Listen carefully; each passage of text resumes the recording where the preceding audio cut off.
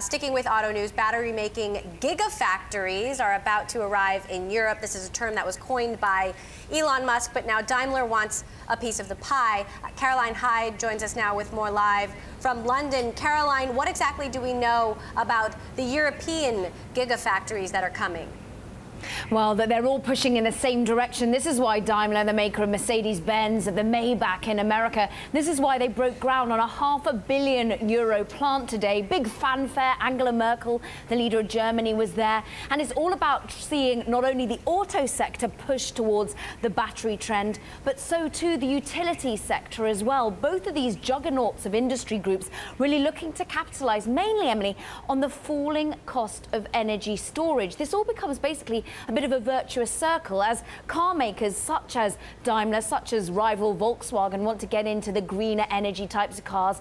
Meanwhile, the likes of the utility makers like Enel in Italy and other makers in Finland and Sweden are looking to basically be able to store renewable energy sources better via batteries such as solar and wind power. All of them are pushing in the same direction. They're going to produce more batteries, thereby pushing down the cost and making the whole economy of the whole thing even better and better, and therefore a more virtuous circle. This is why we're seeing the likes of Daimler get in. This is why BNEF, this is the Bloomberg New Energy Finance researchers, have said, look, battery costs could fall 43% in the next 4 years. This makes electric vehicles perhaps cheaper than normal vehicles as soon as 2023. David, are we thinking that gigafactories will pop up from more automakers? Yeah, look, you're seeing forecasts of lithium-ion battery production tripling by 2021. And you're seeing a lot of, there are plans for a lot of cars coming out, particularly from the German automakers.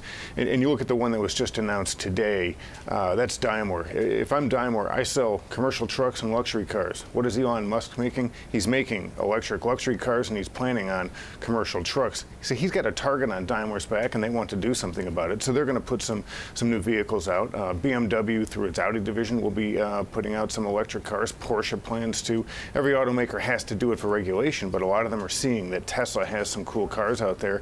And toward the end of the decade, we're going to see a lot of electric cars coming to market, and that's where all these batteries are going to go into. Caroline, will Daimler be able to catch up to Tesla? Is that the question here?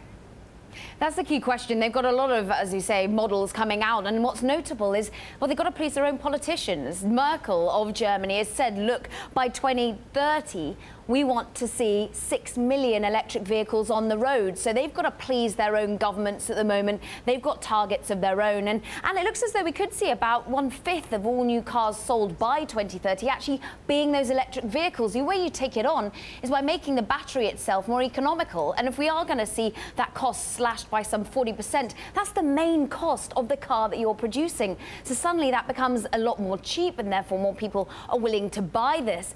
And I think it's interesting, therefore, we are going to see VW get in on it, Daimler get in on it, but also we're likely to see Europe, which has a pathetic market share in battery making, just 2.5%.